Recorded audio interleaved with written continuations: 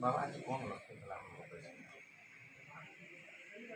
ଆସନ୍ତା କାଲି ଏ କ୍ଷେତ୍ରରେ ଆଜକୁ 17 ବର୍ଷ ଧରି ମା ସୁଭଦ୍ରାଙ୍କ ପଦଦର୍ଶନକୁ କେନ୍ଦ୍ର କରି ବିଭିନ୍ନ ପ୍ରକାର କାର୍ଯ୍ୟକ୍ରମ ଚାଲିଛି,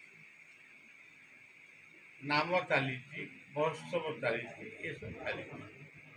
ତା ସହିତ ବି କେବେ କେବେ ପତିହରା ମା ମାନଙ୍କର ପୂଜନ, ବୃକ୍ଷରୋପଣ କାର୍ଯ୍ୟକ୍ରମ, ଗଣତନ୍ତ୍ର ସଚେତନତା, ଏସବୁ କଥା ମଧ୍ୟ ସେମିତି ଏ ବର୍ଷ ଆମର ଚିନ୍ତା ଆମେ ଗୋଟେ କରିଛୁ ଯେ ଯେଉଁ ମନୀଷୀମାନଙ୍କ ପାଇଁ, ଅମର ମନୀଷୀମାନଙ୍କ ଯେଉଁମାନଙ୍କ ପାଇଁ ଆମେ ଆଜି ସ୍ୱାଧୀନ ଭାରତର ନାଗରିକ ହେଇଛୁ, ପରାଧୀନର ଶୃଙ୍ଖଳରୁ ଆମେ ମୁକ୍ତ ହେଇଛୁ, ସେମାନେ ଆଜି ନାହାନ୍ତି, କିନ୍ତୁ ତାଙ୍କ ନାଁ ଅଛି, ତାଙ୍କ ପରିବାର ଅଛି। ସେଇ ପରିବାର ମାନଙ୍କୁ ନିମନ୍ତ୍ରଣ କରି ଆମେ ସେମାନଙ୍କୁ ଗୋଟେ ପୂଜ୍ୟ ପୂଜା ସମ୍ମାନ ପ୍ରଦର୍ଶନ କରିବୁ, ଯାହାକୁ ସଂଗ୍ରାମୀ ପୂଜନ ବା ପୂଜ୍ୟାସ୍ପଦ ମାନଙ୍କର ପୂଜନ କରି ଆମେ ଗୋଟେ ସମାଜକୁ ବାର୍ତ୍ତା ଦେବାକୁ ଚାହୁଁ। ଅମର ପୁରୁଷ ମାନଙ୍କୁ ସବୁବେଳେ ଅମର କରିଦେବ, କାରଣ ଏ କାର୍ଯ୍ୟକ୍ରମ ପ୍ରାୟ କୋଉଠି ହଉ। ତା ସହିତ ବୃକ୍ଷ ଲଗାଅ, ବଞ୍ଚାଅ, ନିଶା ମାଦକ ଠାରୁ ଦୂରେଇ ରହି ଦେଶ ଗଢ଼ ଏବଂ ପିତାମାତାଙ୍କ ପ୍ରତି ସଚେତନ ରୁହ ଏବଂ ପୁରୁଷ ନିର୍ଯାତନା ବନ୍ଦ ହଉ, ସେଥିପାଇଁ ସମସ୍ତେ ସଂଗ୍ରାମ କରି ନାରୀ ନିର୍ଯାତନା ବନ୍ଦ ହଉ, ଏହାକୁ ସ୍ୱାଗତ କର। ଏଇଭଳି ବିଭିନ୍ନ କାର୍ଯ୍ୟକ୍ରମ ଚାଲିଛି ଏବଂ ଚାଲିବ। ଆଗରୁ ଏଇଭଳି ପଦକ୍ଷେପ ଦେଇଛନ୍ତି ନା ଏଇଟା ପ୍ରଥମ ଥର ପାଇଁ ନେଉଛନ୍ତି? ନା, ଏଇଟା ମୋ କାର୍ଯ୍ୟକ୍ରମ ସବୁଦିନ ଚାଲିଛି। 60 ବର୍ଷ ଧରି ଯଦି ଆପଣ ମୋର ଇତିହାସଟା ଦେଖିବେ, ସବୁ କଥା ପୁରା ଅବଶ୍ୟ ଆମେ କରୁନୁ, କିନ୍ତୁ ପରିବେଶ କଥା ଚାଲିଥିଲା, ଗଣତନ୍ତ୍ର କାର୍ଯ୍ୟ ଚାଲିଥିଲା ଏବଂ ତା ସହିତ ପତିହରା ମା ମାନଙ୍କ ପାଇଁ କାର୍ଯ୍ୟକ୍ରମ ଏଇଟା ଆମର 4-5 ବର୍ଷ ହେଲା ଚାଲିଛି। ଗଣତନ୍ତ୍ରର କାର୍ଯ୍ୟକ୍ରମ ପାଇଁ ସମଗ୍ର ଭାରତ ବର୍ଷରେ ଆମେ ଏ କାର୍ଯ୍ୟକ୍ରମ କରି ଚାଲିଛୁ, ଚାଲିବୁ ମଧ୍ୟ।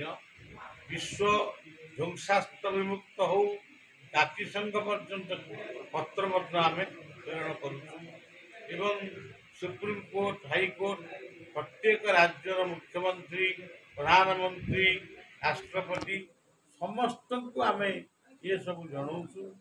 ଗାଈ ଗୋମାତା ଜାତୀୟ ପଶୁ ହଉ, ଆଉ ଯଦି ଜାତୀୟ ପଶୁ ଗୋମାତା ନ ହେବ ତାହେଲେ ଆମେ ପ୍ରକୃତରେ ଗୋଟେ ପୁଷ୍ଟିକର ଖାଦ୍ୟ ଖାଇବାରୁ ବଞ୍ଚିତ। ବାବା ଯୁବପିଢ଼ି କ'ଣ କହିବେ? ଆପଣ କିଭଳି ଭାବେ ପଦ୍ମଶ୍ରୀ ପାଇବେ ଏବଂ ସେଭଳି ଭାବରେ ପିଲାମାନଙ୍କ ପଢ଼ୁ କ'ଣ କହିବେ?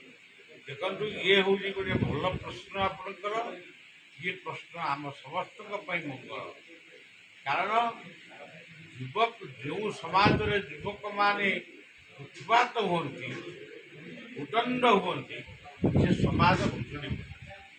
ଆଉ ଯେତେବେଳେ ଯୁବକମାନେ ଉଲ୍ଲସିତ ହେଇ ବିପ୍ଳବ କରି ଶିଖନ୍ତି, ଜାତୀୟତାର ବିପ୍ଳବ କରି ଶିଖନ୍ତି, ସେତେବେଳେ ସେ ସମାଜ ନିଶ୍ଚିତ ଭାବରେ ଦୁର୍ନୀତିମୁକ୍ତ ସମାଜ ହୁଏ। ତେଣୁ ମଦ୍ୟ ଆଉ ମାଦକ ଏ କଥା ଉପରେ ସବୁ ଯେଉଁ ସରକାର ଯେତେବେଳେ ଆସିଛନ୍ତି, ସେମାନେ ଏଇ ସ୍ଲୋଗାନକୁ ଦେଇକିରି ଆସିଛନ୍ତି, କିନ୍ତୁ ଆସିବା ପରେ ସେ ସ୍ଲୋଗାନଟା ଟିକେ ତାର ସ୍ୱର ନରମି ଯାଉଛି।